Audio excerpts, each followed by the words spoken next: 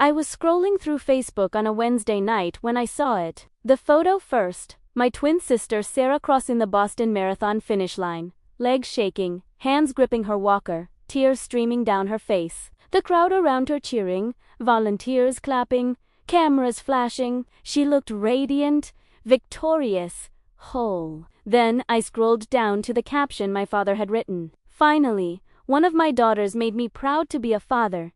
I read it twice, 3 times. The room around me went silent, the hum of my refrigerator fading into nothing. My hands trembled as I clicked through the comments. Dozens of relatives, friends, neighbors, all congratulating Sarah, all praising my father's devotion. Not one person asked where I was. Not one person noticed I wasn't there. I set the phone face down on the coffee table, stood up, and walked to the window of my Providence apartment. The city lights below blurred through tears I refused to let fall. For 32 years, I had been the strong one, the healthy one, the one who didn't need anything. And in one sentence, my father had erased me completely. That night, I didn't call him. I didn't leave an angry comment. I just opened my laptop and started looking through old bank statements, receipts, emails, because something inside me whispered that if he could say that publicly, there had to be more I didn't know. And I was right. What I found in those files didn't just hurt. It rewrote everything I thought I knew about my family. If you've ever been the invisible child, the one who carried everyone else while they celebrated someone else's steps, stay with me. This story doesn't end with me crying. It ends with me walking away. We were born 4 minutes apart on a January morning in Boston. Sarah came first, blue and silent, the cord wrapped twice around her neck. Primera kame second, screaming loud enough for both of us. The doctors worked fast, and Sarah survived. But the oxygen loss left her with cerebral palsy, mild enough that she could walk with braces, but severe enough that every step was a battle. From the beginning, our lives split into 2 tracks. Sarah was the miracle baby, the fighter, the one everyone rallied around. I was the healthy one, the easy one, the one who didn't need extra anything. When we were 6, Sarah got a custom tricycle with handlebar grips designed for weak hands. I got her old bike, repainted pink, the training wheels wobbly and rusted. When we were 10, Sarah's birthday party had a rented bounce house and a magician. Mine had grocery store cupcakes and a movie at home. Mom always said, "Claire, you understand, don't you? Sarah needs a little more." I nodded every time, swallowing the words I didn't have yet. Our childhood smelled like hospital waiting rooms, rubber therapy mats, and my mother's lavender hand lotion. I spent hours in those waiting rooms, coloring in the margins of old magazines, while Sarah worked with physical therapists behind frosted glass doors. Dad would sit beside me, scrolling his phone, occasionally patting my head without looking. "You're such a good sister," he'd say. I believed him. I thought being good meant being quiet, being small, being the one who never asked for anything. When I scraped my knee on the playground, Mom handed me a wet paper towel. When Sarah tripped on the sidewalk, an ambulance was called. When I got an A on a test, Dad said, "Nice job." When Sarah passed her adaptive pay class, we went out for steak. I learned early that my wins were expected. Hers were miracles. But I didn't resent her. Not then. Sarah was my twin, my Otteralf, and I loved her fiercely. What I resented was the way love in our house was rationed, portioned out like there wasn't enough to go around. I just didn't realize yet that I wasn't even on the distribution list. By the time we hit high school, the pattern had hardened into something I couldn't ignore. Sarah got a handicapped parking pass and a school aide who carried her books. I took the bus, 40 minutes each way, standing in the cold because the seats were always full. When Sarah struggled with math, Mom hired a tutor. When I struggled with chemistry, I was told to figure it out. "You're smart, Claire," Dad said once, barely looking up from his laptop. "You'll manage." I did manage. I stayed up late, taught myself from YouTube videos, scraped BS into As through sheer stubbornness. Sarah got CS and was celebrated for trying. I got As and was told to keep it up. When we turned 16, The gap widened. Sarah got a specially modified Honda Civic, paid for by some charity organization Dad had networked with. Automatic transmission, hand controls, everything custom. I got a 10-speed bike from Goodwill. When I asked about driving lessons, Mom sighed. We can't afford 2 cars. Claire, you're so independent anyway. You don't really need one, do you? I didn't argue. I just started working. I got a job at a cafe near the high school, slinging lattes before first period and cleaning tables after last bell. My hands smelt like espresso and bleach. My bike itched, my grades slipped slightly, but I saved every dollar. When college applications came around, I applied to schools within bus range. Sarah applied everywhere, knowing she'd be driven. The day our acceptance letters arrived, we opened them together in the kitchen. Both of us got into UMass Boston. Sarah screamed, jumped, hugged Mom. I smiled, folded my letter, and went to my room. That night, I overheard them in the living room. We'll pay Sarah's tuition, Mom said, her voice steady, matter of fact. Full ride, she deserves it, after everything. Dad agreed. Claire's already so capable. She'll figure out loans or scholarships. She always does. I stood at the top of the stairs, one hand on the railing, the other pressed against my mouth to keep from making a sound. Capable. The word felt like a prison sentence. I didn't confront them. What would I even say? That I wanted to be taken care of too? That I was tired of being strong? Instead, I filled out FAFSA forms alone, applied for work study, signed loan documents with shaking hands. And I promised myself I'd never ask them for anything again. College split us further. Sarah moved into an accessible dorm on campus, her room bright and wide, filled with friends who orbited her like she was the sun. I rented a basement apartment in Dorchester, 40 minutes away by train, the kind of place where you could hear pipes groaning and neighbors fighting through thin walls. Sarah posted photos of campus events, dorm parties, advocacy. I posted nothing. I worked the graveyard shift stocking shelves at Target, studied on the train, lived on ramen and coffee. We'd see each other occasionally in the dining hall or at family dinners. She always looked polished, laughing, surrounded. I always looked tired. Once, she said, Claire, you look exhausted. Maybe you should manage your time better. I just smiled and finished my coffee. She had no idea. None of them did. What they didn't know was that every month, I was bleeding money I didn't have.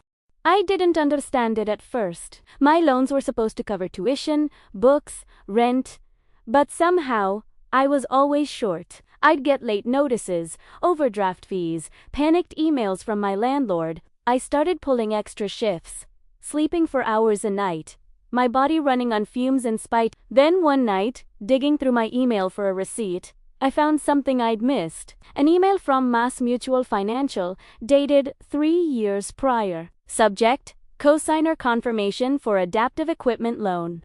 I opened it. My hands went cold. It was a loan for $47,000. Medical equipment for Sarah, a custom wheelchair, a home therapy system, a modified bathroom setup. My name was listed as the cosigner. I stared at the screen, my pulse hammering in my ears. I had never signed anything. I didn't even remember being asked. I opened my banking app, scrolling back months, years. There it was. Small automatic deductions, $680 every month, labeled MMF loan payment. For 3 years. 3 years of payments I thought were tuition. I called the number on the email. The representative confirmed it. Yes, ma'am. You're listed as the Cobara. The primary account holder is Robert Bennett, but your credit is tied to the loan. My father, he'd used my name, my credit, my future, without asking. I hung up and sat in the dark, the only sound my own breathing. Then I opened a new document on my laptop and titled it Evidence. The next morning, I called my mother. My voice was calm, clinical. Mom, I need to ask you something. Did you and Dad use my name to cosign Sarah's medical equipment loan? Silence. Then her voice, careful, guilty. Claire, we needed help. The loan required a cosigner with good credit. Your father's credit was shot from the mortgage refinance. And did you ask me? I interrupted. Another pause. You weren't around much. You were so busy with work and school. We didn't want to bother you. You didn't want to bother me, I repeated slowly. So you committed fraud? Don't use that word, she snapped. We're family. Family helps each other. By stealing my credit, by making me pay for something I never agreed to. We were going to tell you, she said, her voice rising. We were going to pay you back. When? After I defaulted. After my credit was destroyed. She didn't answer. I took a breath. I'm recording this call, Mom. Massachusetts law requires I tell you. What? I'm recording. And I've already contacted the bank TC's fraud, and I'm done. I hung up before she could respond. My hands were shaking, but my mind was clear. For the first time in my life, I wasn't trying to be the good daughter, the strong one, the one who managed. I was protecting myself. Over the next week, I gathered everything. Bank statements, loan documents, emails from the hospital, from MassMutual, from my parents, a paper trail that told the whole story. I called a lawyer. Her name was Angela Torres, and she specialized in family financial abuse. We met in her office in downtown Boston. The walls lined with law books, the air smelling faintly of coffee and leather. This is textbook fraud, she said, flipping through the documents. They forged your signature, used your credit without consent, and didn't disclose the loan to you. Can I get out of it? Yes. And they'll face consequences. I nodded. Good. Angela filed a dispute with the credit bureaus, flagged the loan as fraudulent, and contacted MassMutual directly. Within days, the loan was frozen. My name was removed from the account. My parents were notified of the investigation. That's when the calls started. Dad first, his voice tight with panic. Claire, what the hell are you doing? You're going to ruin us. You already did that, I said calmly. I just stopped letting you ruin me too. I hung up. Then Mom, crying, please, Claire, we can fix this. We'll pay you back. You had 3 years. Then Sarah. Her voice was small, shaking. Claire, I didn't know. I swear, I didn't know they used your name. I paused. For a second, I wanted to believe her. But then I remembered, every time she posted a selfie in her adaptive gym, every time she thanked her amazing parents on Facebook, she had benefited from my stolen credit, my stolen future, and she had never once asked how I was managing. Maybe you didn't know, I said quietly, but you never wondered. And that's worse. I blocked all of them. 2 weeks later, I received a text from my father. Family dinner. Saturday. 6 p.m. Harvest Moon in Cambridge. We need to talk. I stared at the message for a long time. Then I replied, I'll be there. I wasn't going to yell. I wasn't going to cry. I was going to show them, calmly and clearly, what they had done. Saturday arrived cold and gray. The kind of Boston evening that smells like rain and regret. I dressed, simply. Black jeans, gray sweater, boots. I brought one thing with me. A manila folder, thick with printed documents. The restaurant was warm inside, wood-paneled and softly lit. My family sat at a corner table, Sarah in her wheelchair, Mom in a floral blouse, Dad in a collared shirt, all of them wearing strained smiles. I sat down without greeting anyone. The waiter came by. I ordered water. Dad cleared his throat. Claire, we're glad you came. We wanted to. I opened the folder and slid the first document across the table. This is the loan agreement for Sarah's medical equipment. $47,000. My name is listed as co-signer. I never signed this. Mom reached for it, but I kept talking. This, I slid another page, is the bank statement showing I've paid $680 a month for 3 years. That's $24,480. Money I thought was going to my tuition.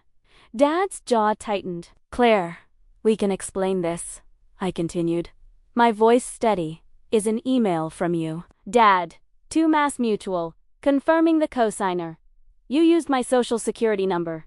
My birth date. My credit. Without asking. Sarah stared at the papers, her face pale. Claire, I didn't. I know you didn't sign the papers, Sarah. But you used the equipment. You benefited, and you never asked where the money came from. Mom's voice cracked. We were going to pay you back. When? I asked, meeting her eyes. After my credit was destroyed, after I couldn't get a car loan, a mortgage, a future. Dad leaned forward, his voice low, angry. You're making this sound worse than it is? We're family. We were helping Sarah. You of all people should understand. I do understand, I said quietly. I understand that you used me, that you saw me as a resource, not a daughter. That you committed fraud and expected me to just take it because I'm the strong one.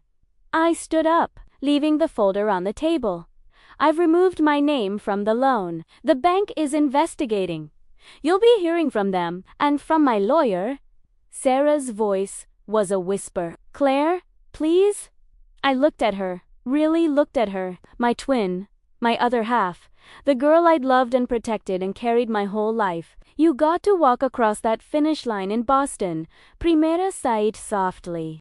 And Dad said it made him proud. But I've been walking my whole life, Sarah, alone.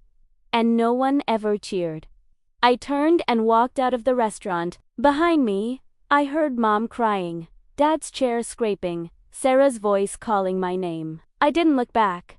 Outside, the rain had started, cold and clean. I stood under the awning for a moment, breathing in the smell of wet pavement and freedom. Then I got in my car and drove away. The fallout was immediate. My phone exploded with calls, texts, voicemails. Dad threatened to sue me for defamation. Mom begged me to reconsider. Sarah sent long, rambling messages about how she didn't know, how she was sorry, how she wanted to fix things. I read them all once. Then I deleted them. I changed my phone number. I updated my address with the bank, the DMV, the university. I locked down my credit, froze my accounts, built walls they couldn't climb. 2 weeks later, a police officer knocked on my door. My heart sank. I opened it, and he introduced himself as Officer Ramirez, Boston PD. Miss Bennett, we received a welfare check request from your parents. They said they're worried about your mental state. I almost laughed. I'm fine, officer. I'm just setting boundaries. He looked around my apartment. Clean, organized, a laptop open on the table with a spreadsheet glowing on the screen. You look fine to me, he said, but I have to ask. Are you in danger? Are you being threatened? Only by my family, I said. And I've handled it. He nodded. If they contact you again and you feel unsafe, call us. You have the right to boundaries, even from family. When he left, I sat on the couch and stared at the ceiling. They'd tried to weaponize the police against me, just like they'd weaponized my credit. But it didn't work. I was still standing. A month later, I received a letter from us. The investigation had concluded. My name was officially removed from the loan. My parents were solely responsible for the remaining balance. My credit score began to recover. I framed the letter and hung it on my wall, right next to my college diploma. 2 pieces of paper that proved I'd survived. That winter, I applied for jobs outside of Massachusetts. I couldn't stay in Boston. Not with their shadows everywhere. I got an offer from a financial consulting firm in New York. The pay was good. The work interesting, the distance necessary. I packed my apartment in 2 days. On my last night in Providence, I stood by the window, looking out at the city lights. I thought about Sarah crossing that finish line, about my father's words, about the years I'd spent trying to earn love that was never mine to begin with. I didn't feel angry anymore. I just felt free. 6 months later, I was walking through Central Park on a Sunday afternoon when my phone buzzed with an unknown number. I almost didn't answer. But something made me. Hello? Claire. Sarah's voice. Small and shaken. Please don't hang up. I stopped walking, standing under a tree as joggers passed by. What do you want, Sarah? I'm sorry. Her voice cracked. I'm so sorry. I didn't know about the loan. I didn't know they used your name. And I've been in therapy, and I'm starting to understand how much you carried for all of us. I closed my eyes, the spring breeze moving through the branches above me. Therapy is good, I said. I'm glad you're doing that. I want to make it right, she said. I want to pay you back. I got a job. It's not much, but I'm trying. Sarah. Primera Said gently. This isn't about money. It's about the fact that for 32 years, I was invisible unless I was useful. And I can't live like that anymore. She was quiet for a long time. Then, I understand. But I miss you. I miss you too, I admitted. But I don't trust you, and I don't know if I ever will. Can I call you sometimes? Just to talk. I thought about it. Maybe. Someday. But not now. She accepted it. We said goodbye. I didn't block her number. But I didn't save it either. That night, I sat on my apartment balcony, the city glowing below me. I thought about the girl I used to be, the one who believed that if she was just good enough, strong enough, quiet enough, she'd finally be loved. And I thought about the woman I'd become, the one who knew that love wasn't supposed to hurt. My phone buzzed. A text from my boss. Great work on the client presentation. Promotion review next month? I smiled. For the first time in my life, I was being seen for what I built, not what I sacrificed, and that was enough. A year later, I was scrolling through LinkedIn when I saw it. Sarah had posted a photo of herself at a disability advocacy conference in Boston, holding a microphone, speaking on a panel. The caption read, "Grateful for my family who taught me resilience, and for my sister who taught me what real strength looks like. I'm sorry it took me so long to see you, Claire. I hope one day you'll let me try again." I stared at the post for a long time. Part of me wanted to be angry. Part of me wanted to comment, to call her out, to remind her of everything. But mostly, I just felt tired. I didn't comment. I didn't like it. I just closed the app and went back to work. A week later, a handwritten letter arrived at my office. The envelope was addressed in Sarah's looping handwriting. I opened it carefully. Inside was a single page. "Claire, I know you don't want to hear from me, but I need you to know that I see you now. I see everything you did, everything you gave, everything you lost because of us. I'm working with a financial advisor to pay back what Mom and Dad took from you. It'll take years, but I'm going to do it. Not because I think it'll fix things, but because it's right. I don't expect forgiveness. I just want you to know that you are never invisible to me. I was just too selfish to look. I love you. I'm sorry. Sarah." I folded the letter and put it in my desk drawer. I didn't reply. But I didn't throw it away either. Someday, maybe, I'd be ready to talk. But not today. Today, I had a presentation to finish, a promotion to earn, a life to build, a life that was mine, fully and completely, and that was worth more than any apology. 3 years after I walked out of that restaurant, I stood in my own apartment in Manhattan, sunlight streaming through floor-to-ceiling windows. I'd been promoted twice, earned a 6-figure salary, built a life that didn't depend on anyone's approval. My walls were covered with things I'd earned, my degrees, my consultant certifications, photos of me with colleagues who respected me. And in the center, framed in simple black, the letter from Mazmatul confirming my name had been removed from the loan. I thought about my father's Facebook posts sometimes. Finally, one of my daughters made me proud to be a father. For years, that sentence had lived in my chest like a shard of glass. But now, standing in my own space, breathing my own air, I understood something. He was never going to be proud of me. Not because I wasn't enough, but because I was never his project. I was never someone he could fix, mold, display. I was whole from the beginning. And that made me invisible to him. Sarah and I texted occasionally now, short messages, careful and distant. She'd kept her promise, sending small payments every month toward the money I'd lost. I didn't need it anymore, but I accepted it. Not as repayment. As acknowledgement. My mother sent a Christmas card last year. I didn't open it. My father never reached out. And I was okay with that. Because the truth is, some families break, not because of one big moment, but because of 1,000 small cuts. And some people spend their whole lives waiting to be seen, waiting to be loved, waiting to be enough. I stopped waiting. I started walking, and no one needed to cheer. If you've ever been the strong one, the invisible one, the one who carried everyone while they celebrated someone else, know this. Your worth isn't measured by their applause. It's measured by the life you build when you finally stop performing for people who were never watching. I'm Claire Bennett. I walked my own marathon, and I'm proud of myself.